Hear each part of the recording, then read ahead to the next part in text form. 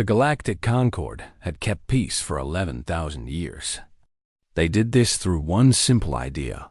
No species was worth the trouble of destroying completely. War between stars cost too much. It took too long. The old races who had lived for millions of years found it wasteful and wrong. So when the Veth Dominion burned the human colony of New Helsinki on Kepler 442b, the Concord did very little. They wrote angry letters. They stopped some trade. They made speeches about how sad it all was. Humanity had only been traveling among the stars for 300 years. They owned 12 star systems. They had a small fleet of ships. In the great assembly of alien races, they were observers, not members. They could watch and listen, but their voice meant nothing. By every measure that mattered, humans were small. They were young. They were weak. The old races had mapped the universe, while humans were still learning to make tools from stone. Ambassador Chen Wei stood in the great hall of the Concord Assembly. Around her rose the seats of 1,000 species. Some were tall and thin like walking trees. Some were short and wide like living stones. Some floated in tanks of strange liquids. Some existed only as lights that flickered when they spoke. She showed them the evidence. 4 million humans dead. The bombs had fallen without warning. Warning. Children died in their schools. Sick people died in their hospitals. The Veth had been angry about a trade deal, and so they had killed everyone. The old races listened. They made sounds of sadness. They said they understood. They told humanity that the Veth were founders of the Concord. The Veth had helped keep peace for thousands of years. The Veth were important. Sometimes, they said, difficult things must happen for the greater good. Ambassador Chun did not yell. She did not cry. She simply asked that everyone remember this moment.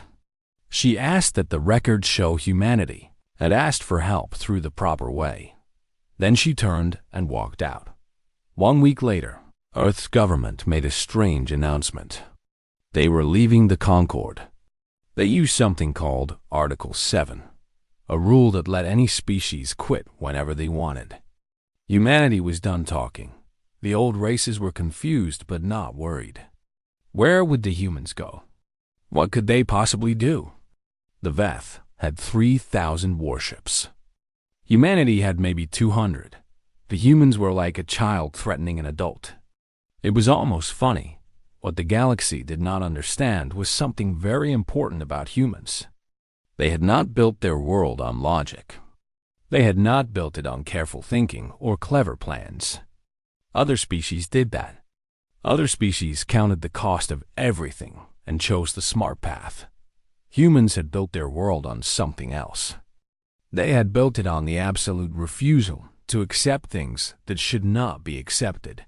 Back on Earth, the mood was strange. There was grief, yes. 4 million people were gone. Families had lost everyone they loved. Cities were empty. The pain was real and deep, but there was something else too. Something quiet and dangerous. In factories that had made cars and phones, workers started making something new. In universities where scientists had studied stars, they now studied weapons. In schools where children had learned history and math, teenagers now learned to fight. Nobody ordered this. Nobody had to.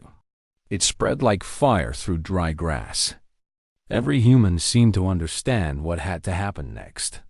The government helped, of course. They moved money and resources. They brought together the smartest people. They made plans. But they were not leading this change. They were following it. The people had already decided. An old woman who had lost her daughter and grandchildren on New Helsinki was asked by a reporter what she wanted. She was 90 years old. She had trouble walking, but her eyes were clear and her voice was strong. "I want them to remember," she said. "I want the universe to remember that you cannot do this to us.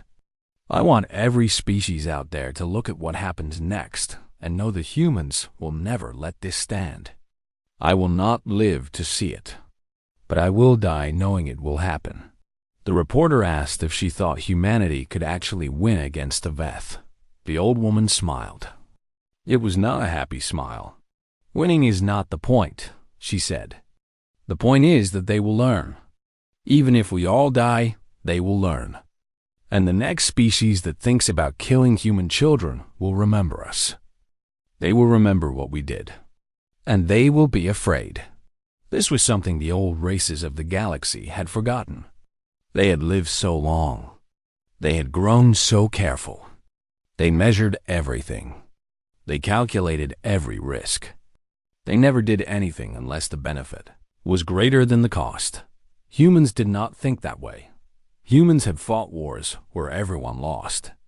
They had burned their own cities rather than let enemies take them. They had crashed their own planes into enemy ships. They had walked into certain death just to make a point. The galaxy thought humans were being foolish. The galaxy thought humans would calm down eventually. The galaxy thought this was just grief talking.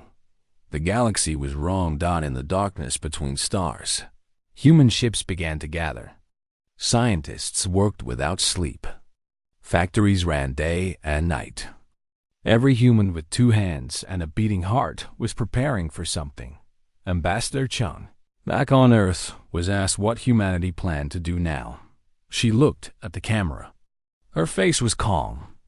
Her voice was quiet. "We are going to teach the universe something it has forgotten," she said. "We are going to teach it about consequences." For 5 years, humanity went silent. Their star systems closed to all visitors. Trade stopped.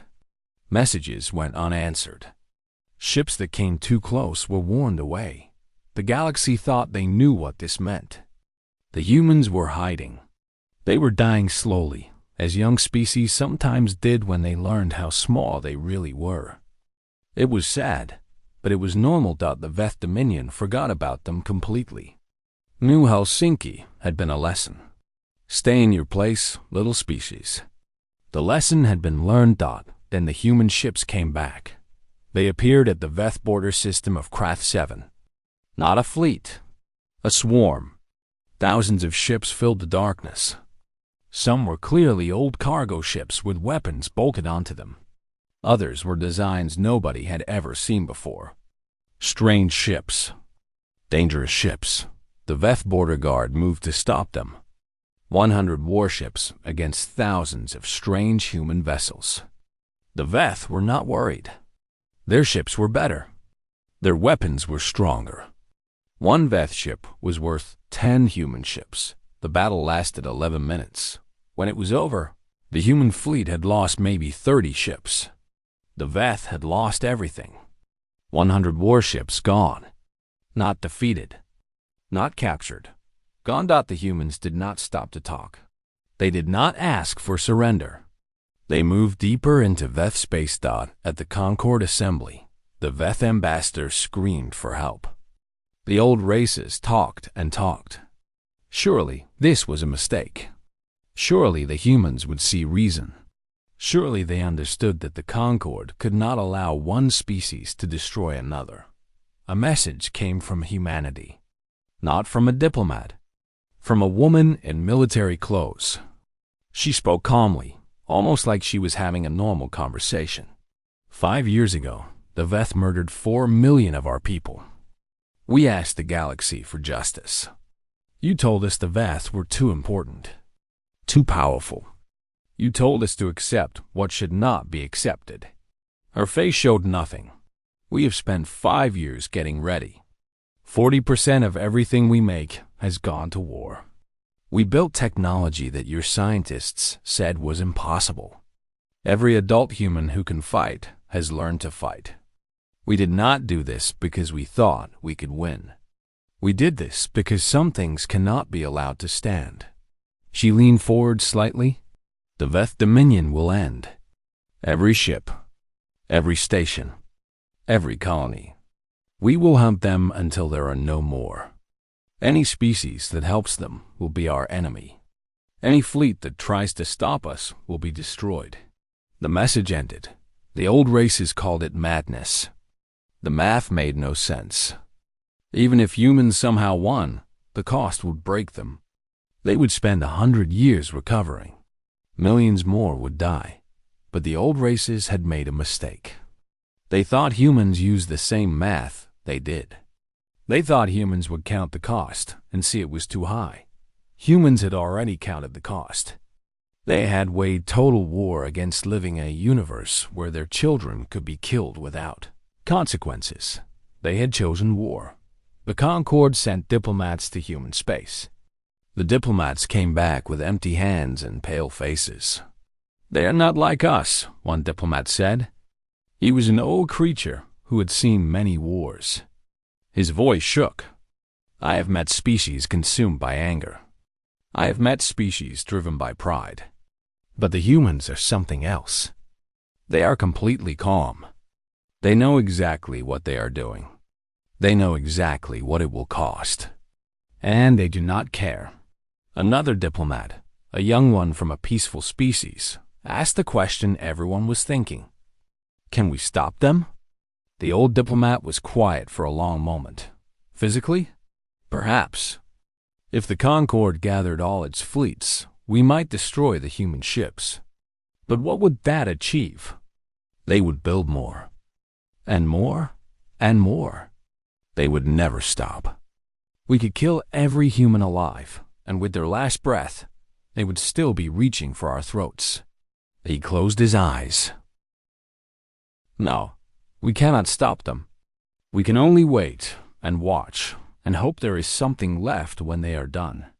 The human fleet moved through Veth space like a fire. They burned everything they touched. When Veth ships fought back, the humans destroyed them. When Veth colonies surrendered, the humans gave them a choice. Leave or die. Most left. The war lasted 3 years and broke every rule the galaxy had ever known about fighting. Human fleets did not act like sensible armies. When they were outnumbered, they did not run away. When they were trapped, they did not negotiate. When a human ship was too damaged to fight anymore, its crew would often fly it straight into the biggest enemy ship they could find. The Veth had conquered 12 species in their history. They had always won through better planning, better ships, better weapons. They knew how to fight enemies who acted in sensible ways. They did not know how to fight enemies who simply refused to stop. They tried to negotiate. The humans responded with weapons fire. They tried to surrender. The humans played recordings of New Helsinki and kept attacking. They tried to run into Concorde space. The humans followed them. The old races watched with growing fear. This was not war as they understood it. This was something much older. Something they thought they had left behind millions of years ago. Human general was captured during the battle for Veth Prime. Concorde observers were allowed to speak with him. They asked why humanity would not accept the Veth's complete surrender. The general was a tired man with gray hair and old scars. He had fought for 3 years without rest. He had lost friends, soldiers, his own son. But when he spoke, his voice was steady. "Surrender requires mercy," he said. "We used up all our mercy at New Helsinki." The observers tried to argue. They talked about the value of life. They talked about breaking the cycle of violence. They talked about being better than those who hurt you. The general listened politely.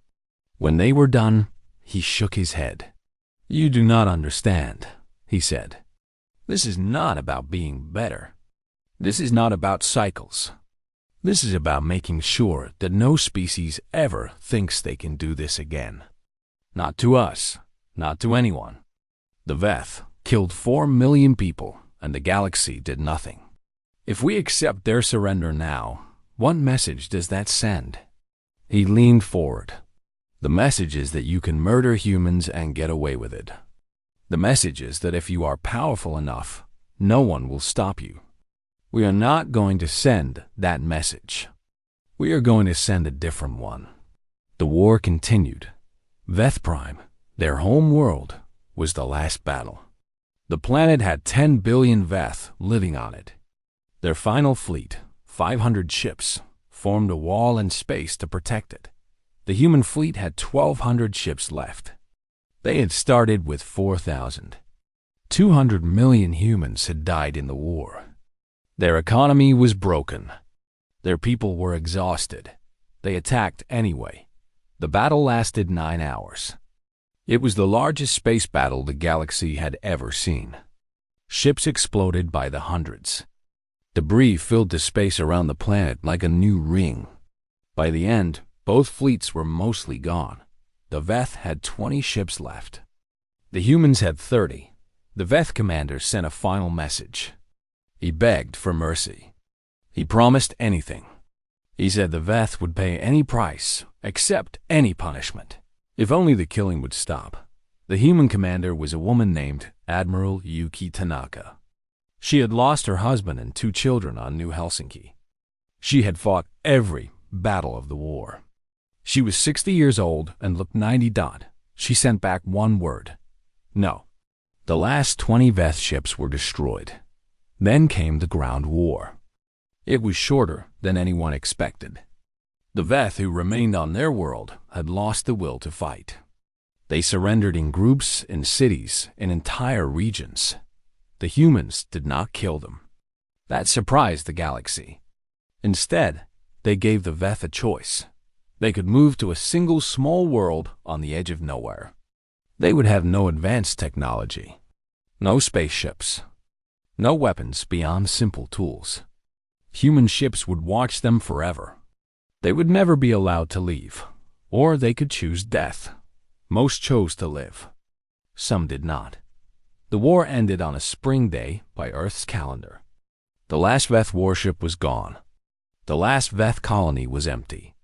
A species that had existed for 2 million years was reduced to a few billion, refugees on a prison world. Humanity had paid a terrible price. 200 million dead. Their fleet was shattered. Their worlds were struggling. It would take 50 years to rebuild. The human president spoke to the galaxy. She was a young woman who had taken office in the middle of the war. She did not smile. She did not threaten. Let this serve as a lesson, she said. Humanity did not want war. We wanted to live in peace. But we will never accept peace built on the graves of our children. Any species that believes they can hurt our people without consequence should remember what happened to the Veth. The galaxy remembered. 300 years passed, and the galaxy had changed completely. Humanity had never tried to rule everyone else. They had no interest in empire. They rebuilt their colonies slowly. They expanded carefully. They focused on their own people and their own problems. Eventually, they rejoined the Concord. They sent ambassadors again. They participated in galactic affairs. They even helped keep the peace. But something fundamental was different now. The Concord's rules about justice had been completely remade.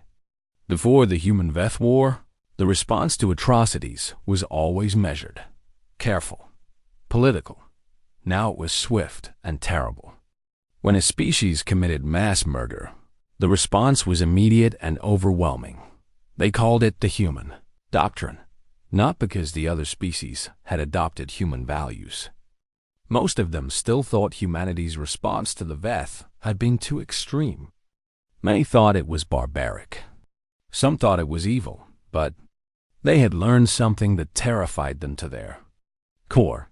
Humans genuinely did not care about survival if survival meant accepting what they considered wrong. This made humans impossible to predict. The old races had built their civilizations on careful thinking. They calculated every choice. They weighed every cost. They never did anything unless the benefit was greater than the risk. Against such species, you could negotiate. You could threaten. You could manage them. You could not manage humans. The ambassador from the Kreth Collective explained it to a colleague one day. The Kreth had once considered expanding into human space. They had not done it. The humans are not the strongest species, the ambassador said. They are not the smartest. Their technology is good, but not the best. But they are the most dangerous species in the galaxy. His colleague asked why. Because they have convinced everyone that they would rather burn the universe than bend their knee. And worse, they have proven it. We all watched them destroy themselves to destroy the Veth. We all saw what they sacrificed. They were not bluffing. They will never bluff. And so no one will ever test them again. The memorial to New Helsinki stood on a neutral station between stars. It was a simple thing. A wall of stone with 4 million names carved into it. Human names. Men, women, children, families, teachers, doctors, farmers, workers.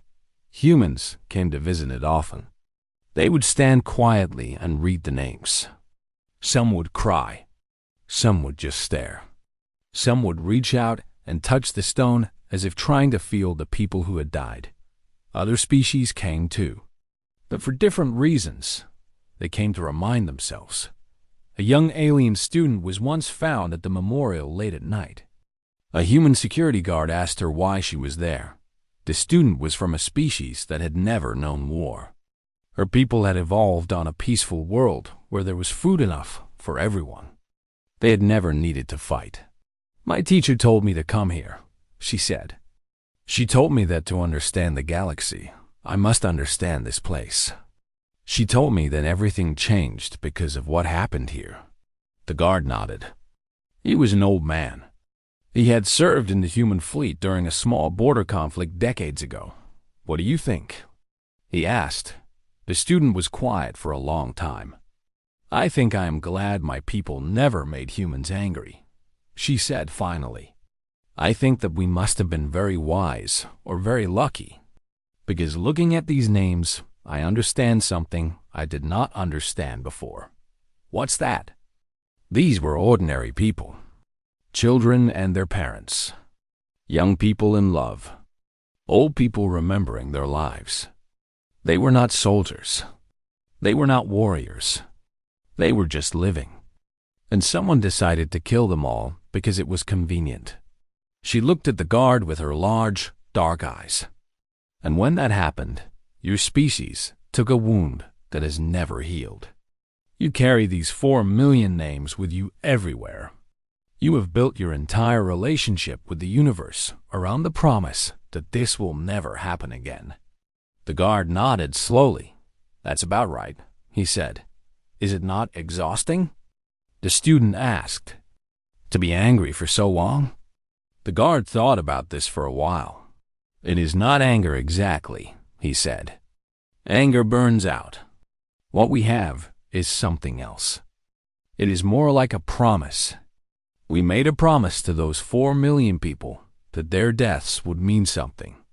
We made a promise to every human child born since then that we would protect them. And we made a promise to the universe. What promise? The guard looked at the names on the wall. His voice was soft. That humanity will never again accept the unacceptable. That there is no cost too high to pay for justice. That anyone who hurts our children will face consequences that make their victory meaningless. He turned back to the student. The galaxy has learned many things about us over the centuries. They know we make good music. They know we make beautiful art. They know we are curious and friendly, and sometimes very foolish. But there is one thing they know above all else. The student waited. The universe will remember many things about humanity, the old guard said. But first and always, it will remember human rage. The student left the memorial that night with something new in her heart. It was not fear exactly, though there was some of that. It was respect. And underneath the respect was a kind of awe. She had met many humans since then. They were warm and kind and quick to laugh. They loved their families. They cherished their friends. They built beautiful things and dreamed impossible dreams. But sometimes, late at night, she would remember that old guard's eyes when he looked at the names of the dead. and she would understand why the galaxy had never forgotten the lesson of New Helsinki.